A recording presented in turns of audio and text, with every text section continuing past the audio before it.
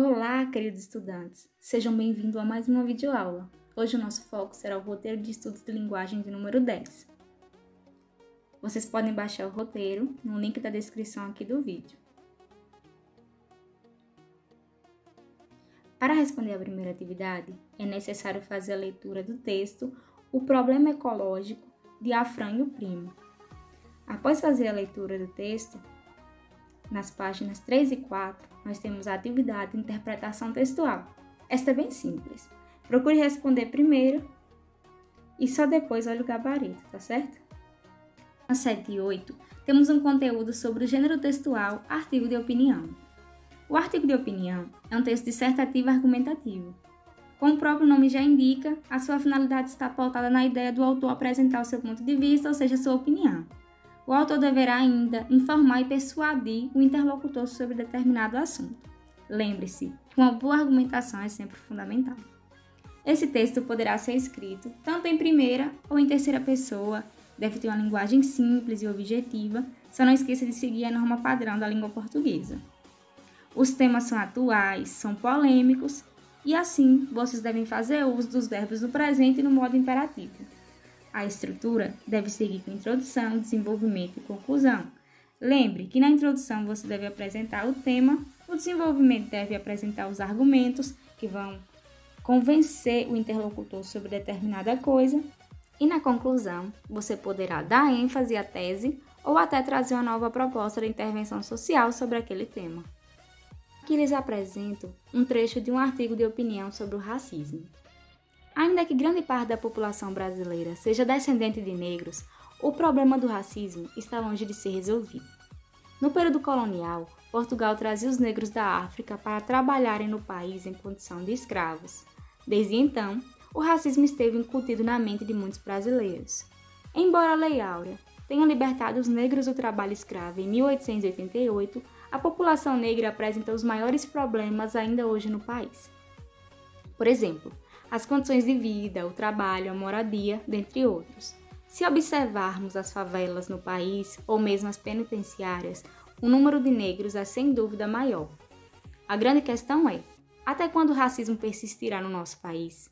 Pois mesmo séculos depois, ainda é possível nos depararmos com o racismo velado no Brasil. A implementação de políticas públicas poderá resolver nosso problema, mas ainda temos muitos caminhos a percorrer. Infelizmente, creio que não estarei vivo para contemplar essa conquista. Então podem perceber aí que no finalzinho há uma conclusão com uma proposta de intervenção social e ainda há uso da primeira pessoa, da primeira pessoa do singular, por mais que no decorrer desse trecho tenha feito o uso da terceira pessoa. Ao final da página 8, nós encontramos a nossa atividade. Nela, você deverá produzir um artigo de opinião. Nela diz o seguinte: a partir da leitura do texto a seguir, escreva um artigo de opinião com base nas informações apresentadas na matéria do Correio Brasiliense. Lembre-se de tecer seus comentários sobre a reportagem. Dica importante: lembre-se da estrutura do artigo de opinião, contendo os seguintes itens: introdução com tese, desenvolvimento com argumentação e conclusão. A matéria do Correio Brasiliense, ela encontra-se na página 9. E é a partir dela que você produzirá o seu artigo. Depois da leitura, me respondam aqui. Vocês concordam com tal matéria? Será que realmente algumas profissões podem deixar de existir? Olhem o título. Cuidado, sua profissão pode deixar de existir. Nas páginas 13 e 14, encontramos um pouco da literatura, o quinhentismo no Brasil. Assim, eu farei um breve resumo sobre tal período. O quinhentismo teve início em 1500, por isso ele recebe esse nome, que foi a época em que os portugueses chegaram aqui na nossa terra. O quinhentismo foi um movimento histórico, sendo conhecido como a primeira produção literária no Brasil. Mas não se engane, viu? Ela não foi produzida pelos povos brasileiros, ou seja, os indígenas, mas sim pelos povos europeus. O movimento corresponde à época do descobrimento do Brasil, paralela ao classicismo em Portugal. A sua literatura tem como tema central os objetivos da expansão marítima, quer a conquista material, seja por meio das especiarias, do pau-brasil, pelas pedras preciosas como o ouro, ou também da conquista espiritual, que no caso foi a catequização indígena. A literatura do quientismo é dividida em literatura informativa, que não é a literatura propriamente dita brasileira, pois eram apenas produzidos registros informativos sobre o Brasil. Eram os viajantes que produziam tais registros, falando sobre os perigos, os recursos minerais, a fauna e a flora e sobre os povos que aqui habitavam.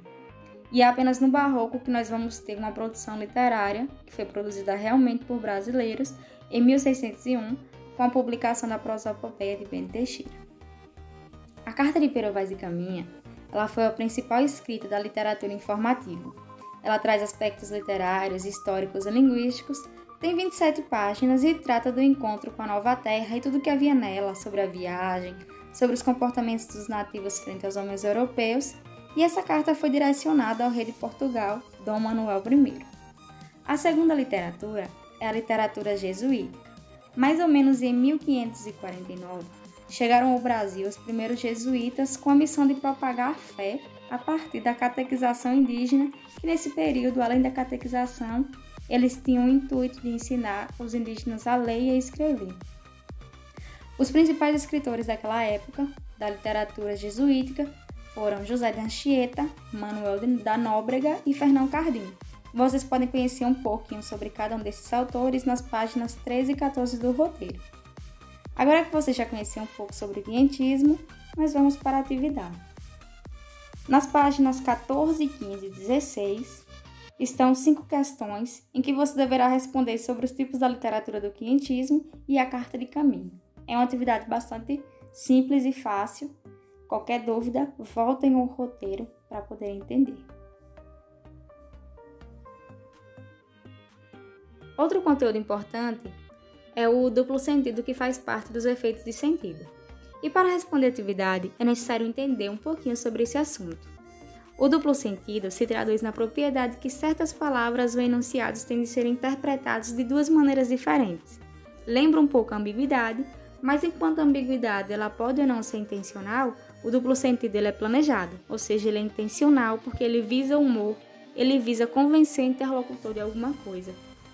Ele aparece normalmente em textos publicitários e em textos humorísticos, e há sempre um sentido literal, ou seja, um sentido real da palavra, e há sempre outro sentido sarcástico por trás daquilo ali. Vejamos a publicidade. Seja mais um filho da mãe. Vocês conseguem perceber como tal enunciado foi criado? Nas letras miúdas, nós podemos entender o sentido real. 5 de junho é o Dia do Meio Ambiente. É uma grande oportunidade para você mostrar que não é um filho desnaturado. Então, nós já entendemos que está relacionado à natureza e não a outro sentido. Então, nas páginas 18 e 19, nós podemos fazer a atividade. É uma atividade bem simples, a parte da interpretação de tal enunciado, entendendo um pouco sobre o duplo sentido. Em seu celular, você estará inserindo um destinatário, como será para você mesmo, coloque seu e-mail. O assunto, meu assunto será metas para o futuro.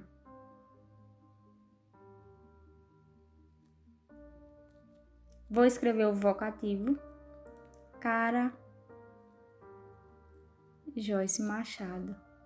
Lembre que o vocativo sempre vem acompanhado de vírgula. Dê 2 enteres e comece a escrever seu texto.